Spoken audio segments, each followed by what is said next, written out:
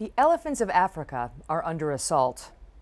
Deadly poachers kill tens of thousands of them every year.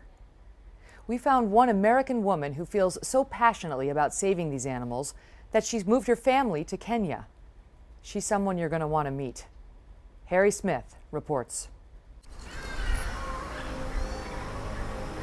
In Kenya's Tsavo National Park, spring rains have finally come. The grass turned green almost overnight. And just as quickly, there are elephants, more than 100 this day, drawn by instinct and memory across the landscape. Yes, they look red, for red is the color of the earth in this part of Africa. But the sight of healthy herds can be deceiving. The elephant's existence is at minimum threatened, and many fear the elephant is nearing a tipping point, the moment in the life of a species when numbers can't sustain survival. The David Sheldrick Wildlife Trust runs an elephant orphanage in Nairobi. Here, there are dozens of young elephants whose mothers have been killed. The children, collateral damage. We're here today and we see some of the wounds, the gunshot wounds, the snare wounds, but human-inflicted wounds, and these young, innocent baby elephants are the victims of that. So, I mean, it definitely drives the importance of it home. Faye Cuevas is an extraordinary woman, an American working for the International Fund for Animal Welfare, IFAW. Once they're released into the wild, there are many more threats and there are many more variables, but at the end of the day, it's the elephant has to survive. Tens of thousands of elephants are killed by poachers every year, only for their tusks. It's the ivory they are after. The poachers are usually locals who know the territory, hired by other Africans connected to a crime syndicate that reaches all the way back to Asia. These are some bushwise rangers here. Faye Cuevas brings a unique skill set to Kenya. She is a lawyer and a lieutenant colonel in the United States Air Force Reserve, an intelligence officer whose stock and trade is fighting terrorism and finding bad guys. Together, we walk patrol with a unit of the Kenyan Wildlife Service stationed deep in the bush. Their commander had been killed by poachers just weeks before. What do you think of the patrol? Very impressed with the patrol. It's a remote outpost for sure. These guys are living in tent conditions, but we have a fine senior NCO that's leading the element today, which is fantastic. Everybody's shiny boots, clean weapons, full clips, ready to go. How do you make the leap from I'm doing this intelligence work to I'm going to move to Kenya and work to fight elephant poaching? Well, it was 2 years ago today, almost nearly to the day, that I saw my first elephant in the wild. And it is not an exaggeration to say it changed my life. I've watched you watch elephants. Mm-hmm. What do you see when you see these animals? Well, you know, so elephants are a matriarchal society. As the matriarch for the family, she has many responsibilities. Some I think we as humans would consider to be traditionally female. She is a mother, but she's also a teacher in that it's her job to teach all of the elephants in the herd skills. She teaches them character. There's a pride and a confidence balanced against a compassion and empathy among elephant herds that's just astounding. What does it mean to you to know that this animal is under assault? Well, it means so much to me that I have relocated my family to Nairobi, Kenya, in hopes that we can be part of a much broader effort to save them. Because, Harry, to lose the elephants, which are on a path to extinction, you know, we have nothing but human apathy and greed to blame for it. And that, to me, is an inescapable truth. Faye is convinced military tactics and technology will make a big difference here. At every stop, she was like a sponge, soaking up local intel. The quicker that we can collect it and depict those dots on a map, we know when and where it happened and who to attribute the crime or the activity to. Details and data to build into elephant-saving strategies. It is safe to say Colonel Cuevas is on a mission, and while her military background is highly valued, equally valued are her diplomatic skills. As an honored guest at a Maasai village near the Maasai Mara National Park, Faye was all in. Important because the Maasai control hundreds of thousands of acres of open land, making the Maasai a key ally in the fight against poaching. Faye envisions a day when a Maasai herdsman will be able to give wildlife officials a heads up if poachers creep into their territory. To secure that cooperation, we followed Faye on a 5-hour journey. We took the road less traveled. In truth, little more than a dirt trail that with an overnight rain turned into a sticky trap for our vehicles.